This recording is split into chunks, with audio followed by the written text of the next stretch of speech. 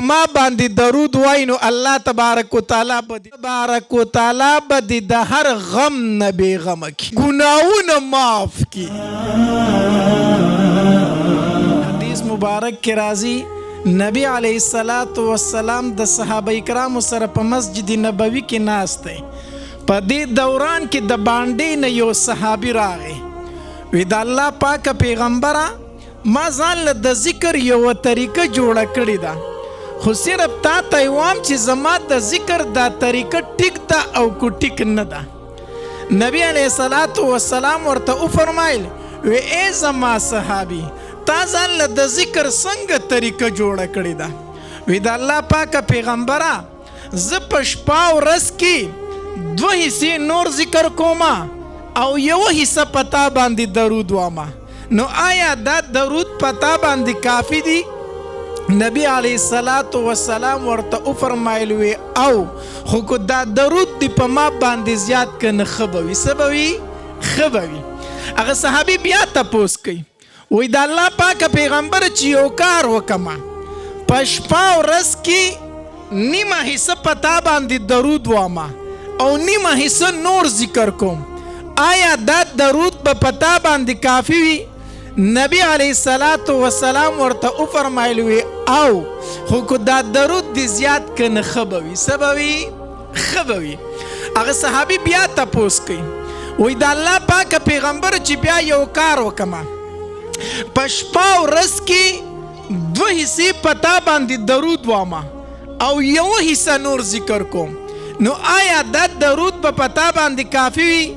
نبی علیہ الصلوۃ والسلام ورته فرمایل وی او خو کو دا درود دی زیات کنه سبوي خبوي دا درود دی زیات کنه سبوي خبوي اصحابي ورته بیا فرمایي دا الله پاک پیغمبر بیا یو کار ولې نکوما چې پښپا ورځ کې ما ته فارغ ټایم ملاويږي پښپا ورځ کې ما ته فارغ وخت ملاويږي او پتا باندې درود وامنو آیا دا کافی دی نبی علیہ الصلوۃ والسلام ورته فرمایل وی ای زما صحابي کو داسې دی وکړه دا څنګه چې تو وای کو داسې دی وکړه دا څنګه چې تو وای چې تا ته فارغ ټایم ملاويږي تا ته فارغ وخت ملاويږي او په ما باندې درود وای نو الله تبارک وتعالى به دې 2 کار وکي سو کارا 2 کارا کم کم یو ورته نبی علیہ الصلوۃ والسلام فرمایل الله تبارک وتعالى به د هر غم نه بې غمه کی او دویم الله به د کړي ګناهونه معاف کی اذن یکفى همک ويغفر ذنبک او کما قال علیه الصلوۃ والسلام زواما ړون لس پکار دی خود وسترګي لون الله نور څه غواړي خود وسترګي غواړي کنه مونږ د الله نه څه غواړو مونږ د الله نه په دنیا کې یو بیغمه زندگی غواړو یو بې فکره زندگی غواړو د ټینشنونو نه یو خلاص زندگی غواړو داسې غواړو کنه غواړو الله په دنیا کې یو بیغمه زندگی را نصیب کا او الله ما ته پته د زما ګناهونه زیات دي الله ما ته پته ده ما ته خپل رڼاګانې معلومې دي